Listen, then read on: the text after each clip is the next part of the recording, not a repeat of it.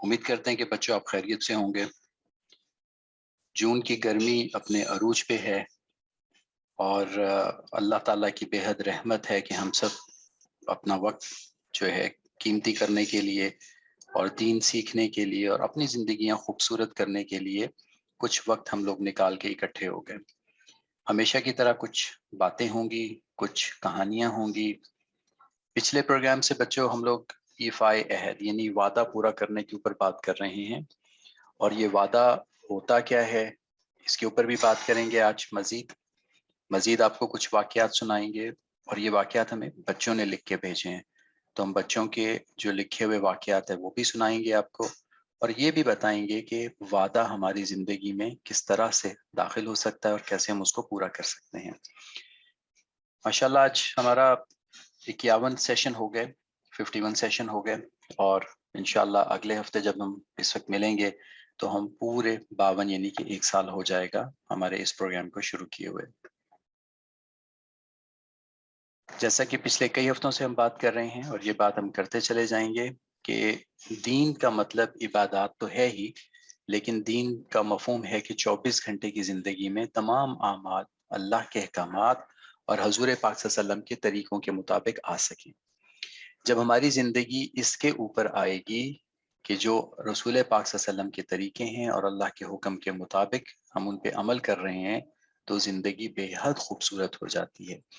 اور اسی سلسلے میں ہم مختلف قسم کی عادات، مختلف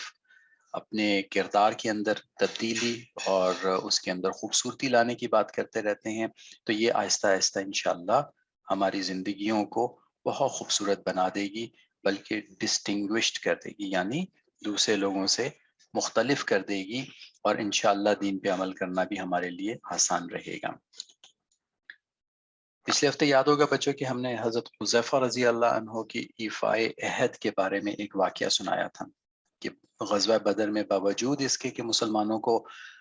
افرادی قوت یعنی کہ لوگوں کی ضرورت تھی کہ جتنے زیادہ لوگ ہوں گے اتنا ہی بہتر ہوگا، باوجود اس کے رسول پاک صلی اللہ علیہ وسلم نے حضرت حذیفہ رضی اللہ اور ان کے والد یعنی کہ 2 لوگوں کو واپس کر دیا، کیونکہ وہ کفار کے ساتھ وعدہ کر کے آئے تھے وہ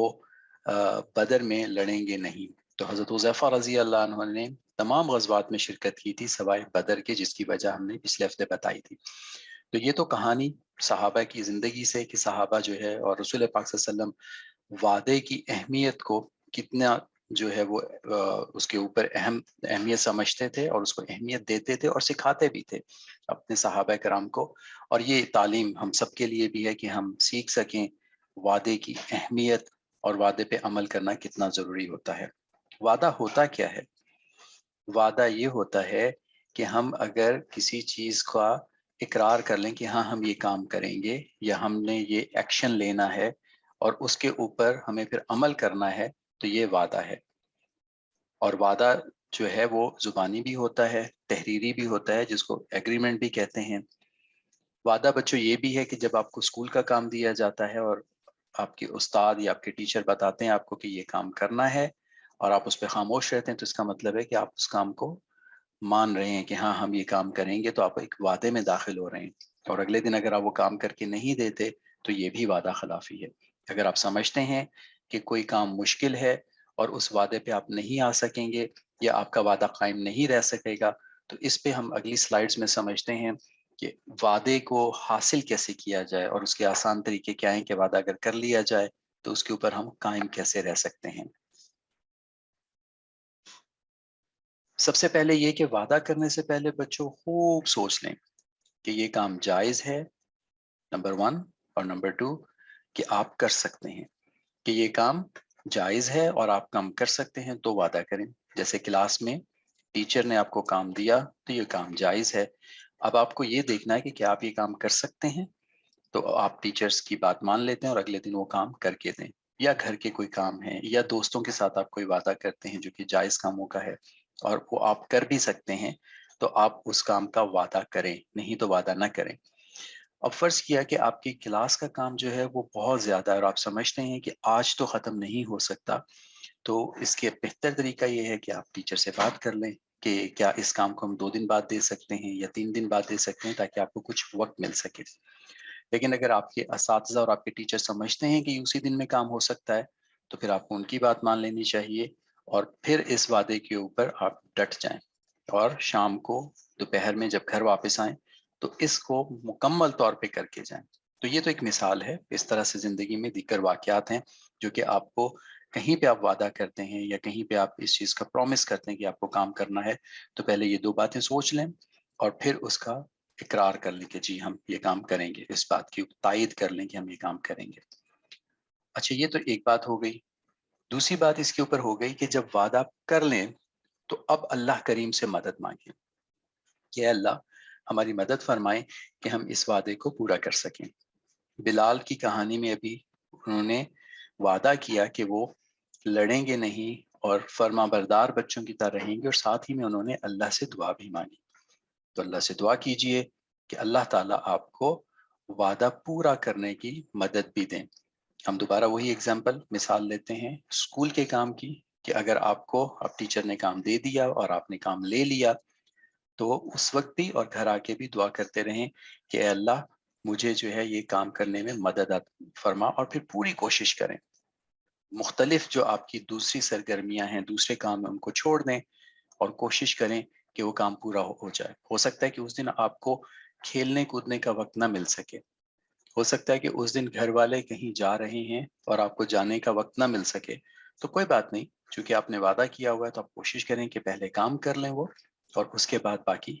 چیزیں جو ہیں، باقی جو ایکٹیویٹیز ہیں، باقی اعمال ہیں، ان میں آئیں۔ ہاں، نمازیں اور تسبیحات اور دعائیں وہ البتہ آپ جاری رکھیں گے ساتھ ساتھ، کیونکہ اس سے مدد ملتی ہے، اس سے کام میں رکاوٹ نہیں آتی۔ اس کے بعد بچوں، وعدہ جو ہے یہ آپ یہ سمجھ کے پورا کریں کہ یہ اللہ کریم کے محبوب کی سنت ہے، یعنی رسول پاک صلی اللہ علیہ وسلم کی سنت عالیہ ہے۔ اللہ کے محبوب کی یہ عادت کریم تھی کہ وعدہ کرتے تھے تو پورا فرماتے تھے۔ آپ نے بہت سارے واقعات اپنے ٹیکسٹ بک میں بھی پڑھے ہوں گے، جو کہ آپ کے اسکول کی درسی کتابیں ہیں، انگلش کی بکس ہیں، اردو کی کتابیں ہیں، اسلامیات کی کتابیں ہیں، ان کے اندر وعدے کے بہت سارے واقعات ابھی تک آپ لوگ پڑھ چکے ہوں گے، اور آپ لوگ یہ جانتے ہیں کہ رسول پاک صلی اللہ علیہ وسلم وعدہ پورا بہت جو ہے وہ اس کو پوری کوشش فرماتے تھے کہ وعدہ پورا کیا جائے، اور صحابہ اکرام کو بھی اس کی تعلیم ہوتی تھی، اور آپ کی حیات طیبہ میں ہمیں اس کے بے تحاشا واقعات ملتے ہیں۔ اور اسی طرح سے قرآن پاک میں اولیاء اللہ کے بہت سارے واقعات ہیں جن میں انہوں نے وعدہ پورا کرنے کی نیت ہی نہیں کی بلکہ پوری کوشش کی۔ اور اگر ہم یہ سمجھ کے کریں گے کہ رسول پاک صلی اللہ علیہ وسلم کی سنت ہے، عادت کریمہ ہے، تو اس کو کرنے میں ہمیں اور زیادہ لطف بھی آئے گا، اور ہمیں احساس رہے گا کہ ہم اپنے آقا، ہم اپنے پیغمبر، ہم اپنے نبی صلی اللہ علیہ وسلم کی عادات مبارکہ پہ عمل کر رہے ہیں۔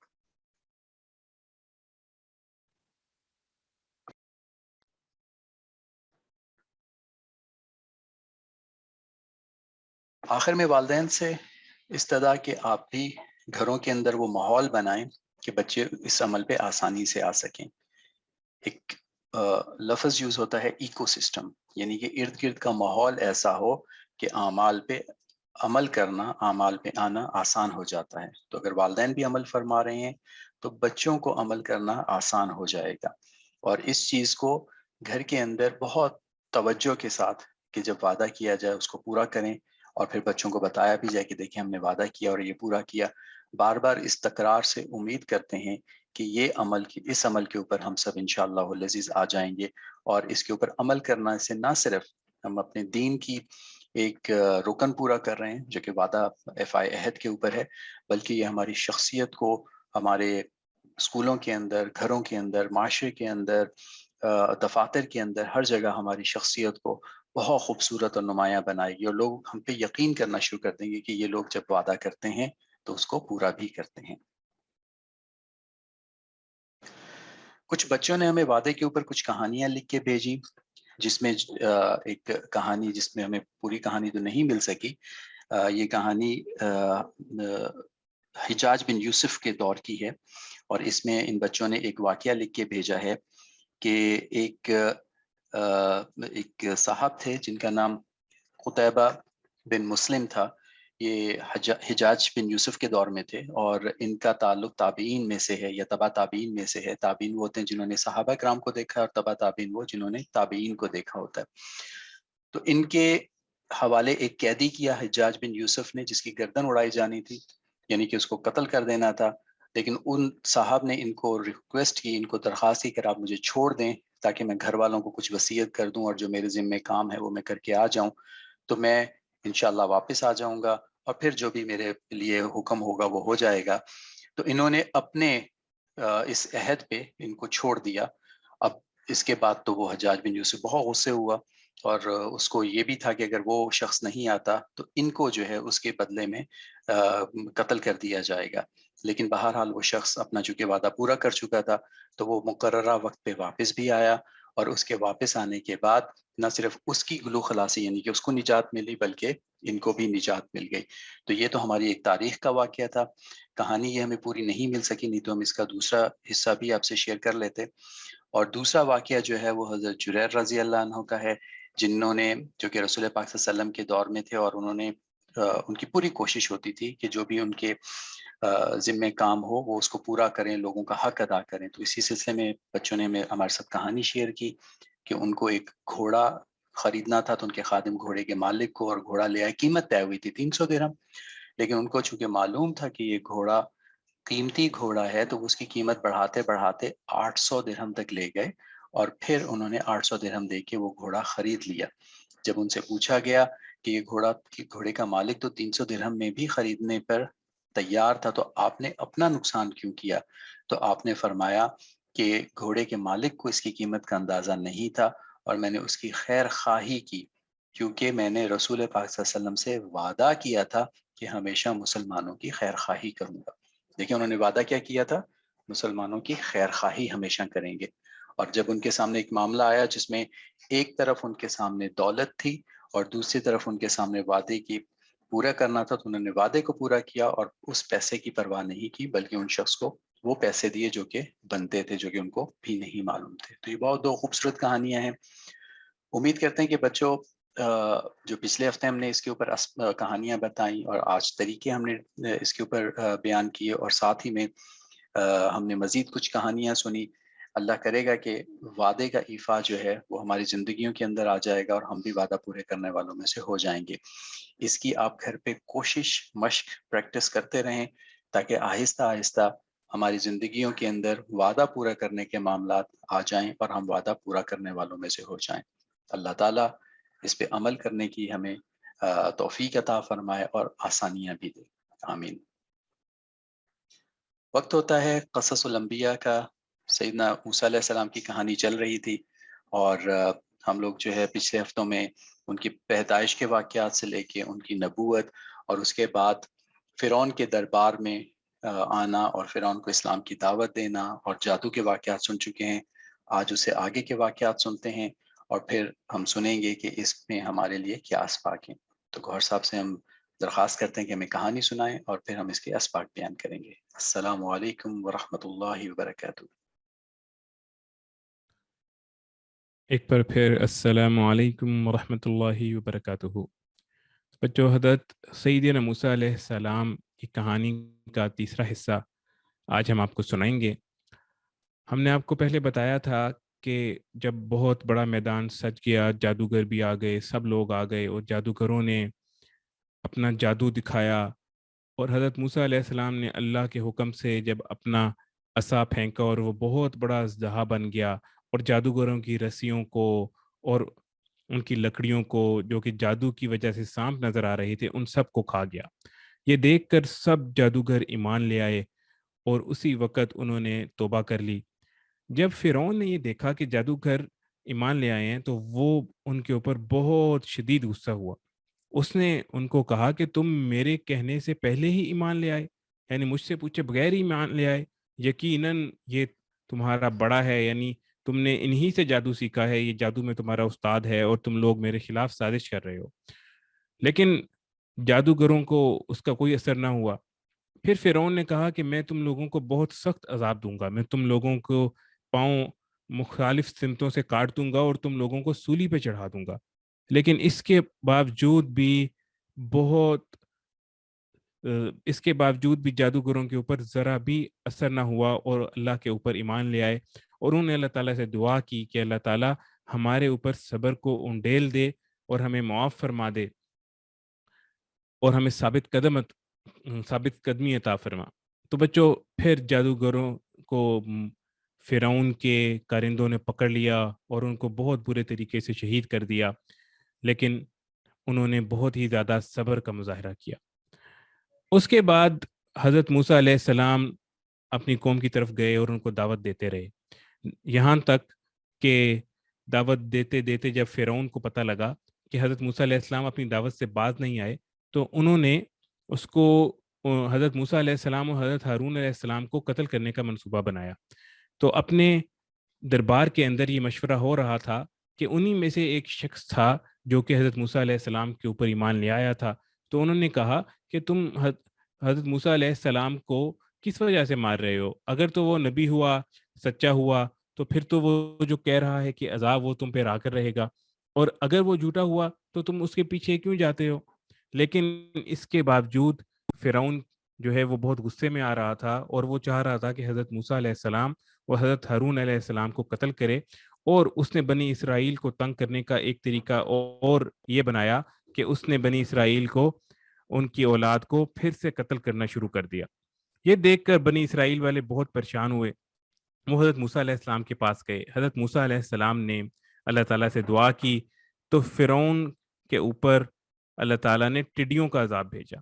یہ ٹڈیوں کے عذاب میں یہ ہوتا تھا کہ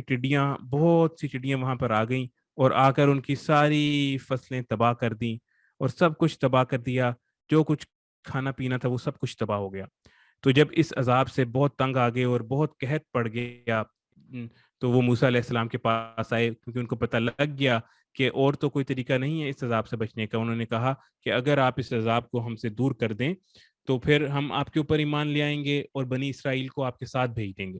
حضرت موسیٰ علیہ السلام نے اللہ تعالیٰ سے دعا کی اور اللہ تعالیٰ نے یہ ٹڈیوں اور قحط کا عذاب دور کر دیا،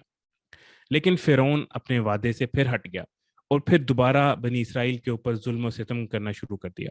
اس کے بعد اللہ تعالیٰ نے ان کے اوپر طوفان اور بارش کا عذاب بھیجا۔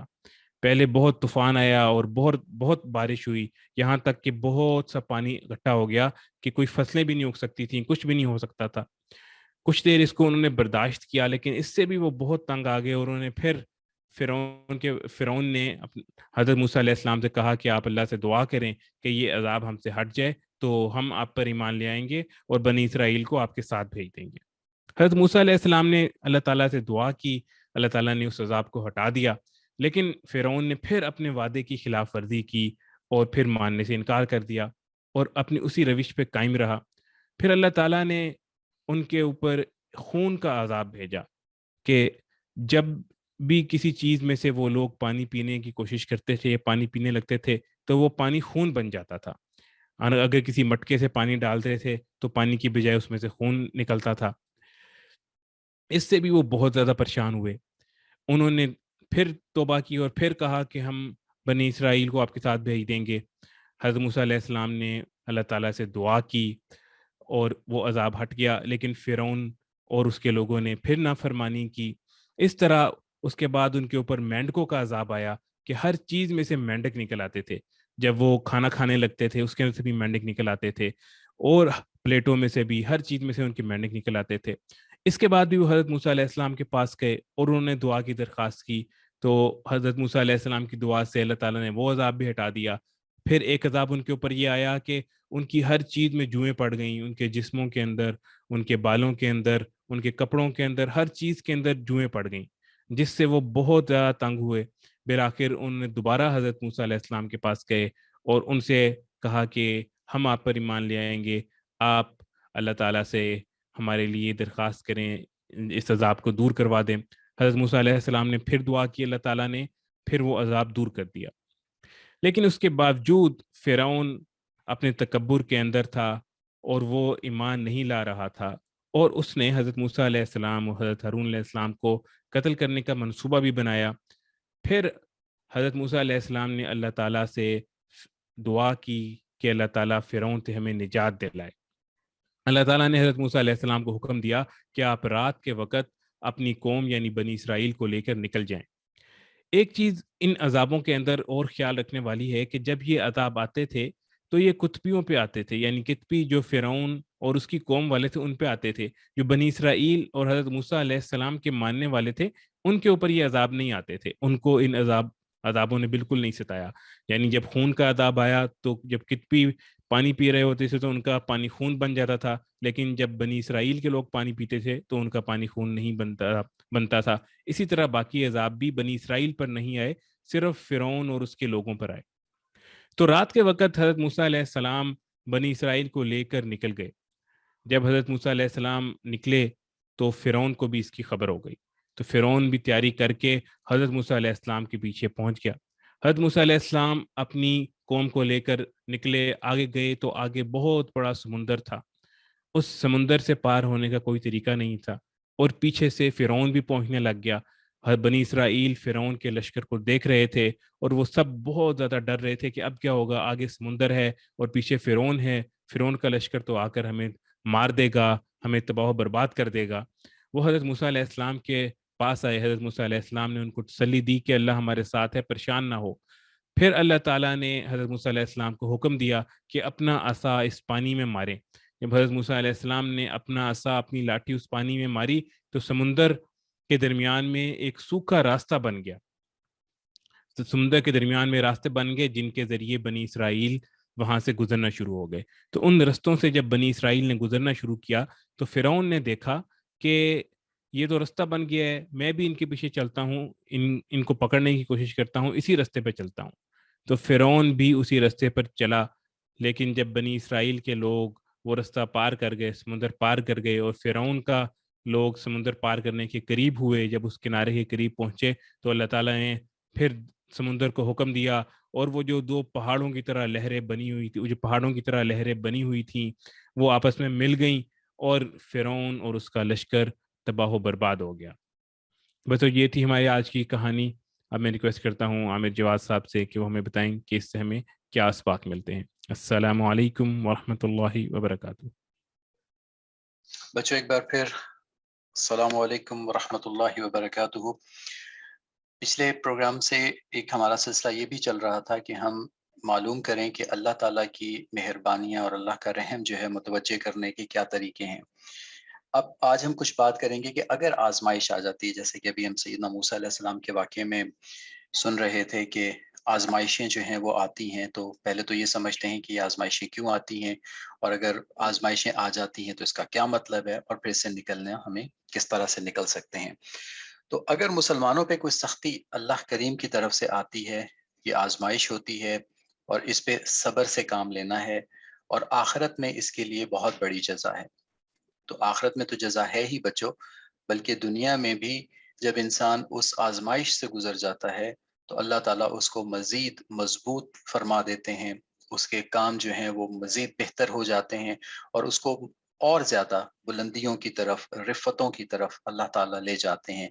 آزمائشیں آتی ہی اس لیے ہیں کہ ایک تو ہم اللہ کی طرف متوجہ ہو سکیں، اور دوسرا اس لیے کہ ہمارے اندر جو کوتاہیاں ہیں، کمی ہیں، ان کو بہتر کیا جا سکے، اپنی کمزوریوں کے اوپر ہم قابو پا سکیں، اور مزید ہم بہتر انسان اور بہتر مسلمان ہو سکیں۔ اس لیے جب کوئی پریشانی آئے آپ کے اوپر، کوئی سختی آ جائے، کوئی آزمائش آ جائے، تو اس پہ صبر سے کام لیں۔ اور قرآن پاک میں بچوں یہ بے تحاشا جگہوں پہ بہت زیادہ اللہ تعالیٰ نے یہ فرمایا ہے کہ جب بھی کوئی مشکل آتی ہے، پریشانی آتی ہے، تو ثابت قدم رہیں اور صبر سے کام لیں۔ یہ دو چیزیں بار بار قرآن پاک میں بتائی گئی ہیں، ثابت قدم رہنے کی اور صبر سے کام لینے کی۔ اور یہ دیکھا گیا کہ جو ثابت قدم رہتے ہیں، صبر کرتے ہیں، پھر اللہ تعالیٰ ان کے لیے معاملات آسان فرما دیتے ہیں۔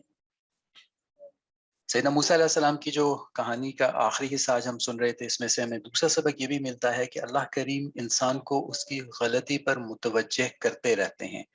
جیسے فرعون کی قوم کو مختلف عذاب آئے متوجہ کرنے کے لیے، بتانے کے لیے، اور یہ اس کو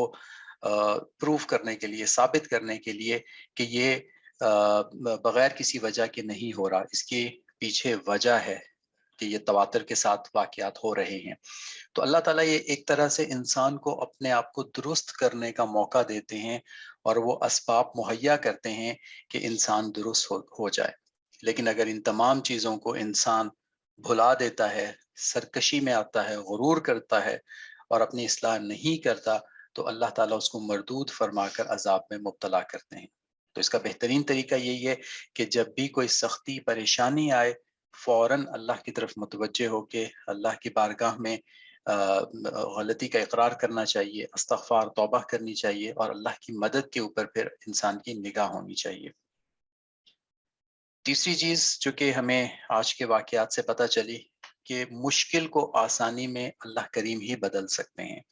اب جب سیدنا موسیٰ علیہ السلام کی قوم جب دریا سمندر تک پہنچی اور پیچھے سے فرعون کی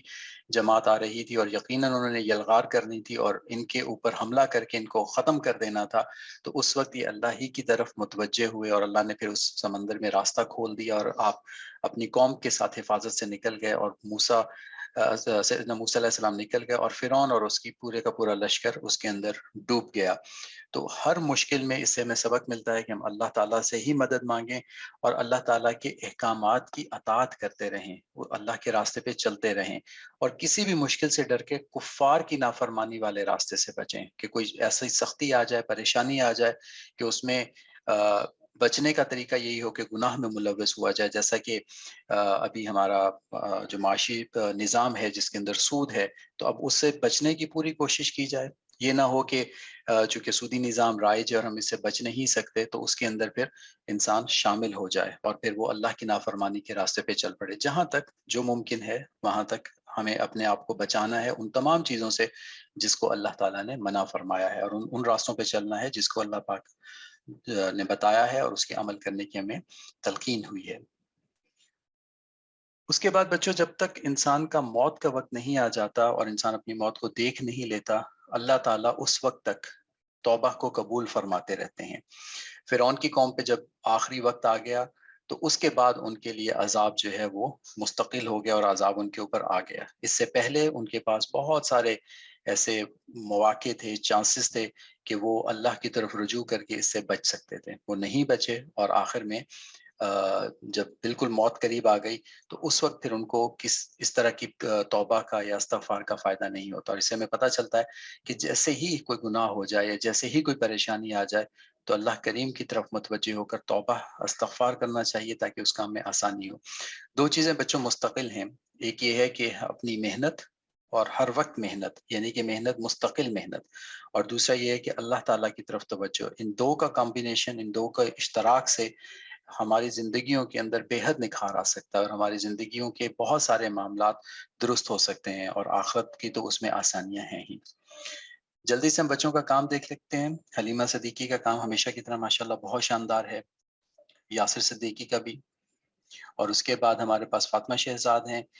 یہ درود شریف کی تعداد ہم نے بھی پچھلی دفعہ والی شیئر کی ہے کیونکہ اس دفعہ درود شریف نہیں آیا، تو ممکن ہے، عین ممکن ہے کہ یہ درود شریف اتنا ہی ہو، لیکن بہرحال اگلے ہفتے ہم اس کو دیکھ لیں گے کہ بچوں کا پچھلے ہفتے کا درود شریف بھی کتنا تھا. عائشہ شہزاد کا کام ہے اور محمد بن شہزاد کا. اس کے ساتھ ہی بچوں ہمارا آج کا یہ پروگرام کا وقت ختم ہوتا ہے. اگلا جو بڑے بچوں کا سیشن، اس میں شامل رہیے. 2 وجوہات کی وجہ سے دعائیں بھی ہوں گی اور جو کچھ ابھی تک بیان ہوا اس کے جلدی سے اس کے اوپر ایک ریویو بھی ہو جائے گا، اور عامر عثمان صاحب جو ہیں وہ اس کے اوپر ہمیں بتا دیں گے کہ کیا کیا باتیں ہوئیں، تو ریویژن ہو جائے گی. عامر عثمان صاحب سے استدعا ہے کہ اگلا پروگرام شروع کریں. اگلے ہفتے تک کے لیے السلام علیکم ورحمۃ اللہ وبرکاتہ.